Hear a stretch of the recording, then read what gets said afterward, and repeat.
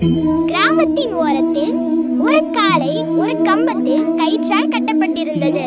கண்ணன் அன்புடன் காளையின் தலையை தொட்டான். சிறிது நேரம் கழித்து கண்ணன் காளையின் கயிற்றை பிடித்து கிராமத்துக்குள் நடந்தான். மக்கள் எல்லாம் ஆச்சரியப்பட்டார்கள். இந்த காளை இவ்வளவு அமைதியா? பிறகு கண்ணன் காளையை ஜல்லிக்கட்டு மைதானத்துக்கு அழைத்துச் சென்றான். அங்கே மக்கள் இருந்தார்கள். ஆனா காளை யாரையும் துரத்தவில்லை, யாரையும் காயப்படுத்தவில்லை. அது மெதுவாக மக்களோட விளையாடியது. கண்ணன் காளையின் அருகே போய் மெதுவாக சொன்னான், யாருக்கும் தீங்கு செய்யாததுக்கு நன்றி.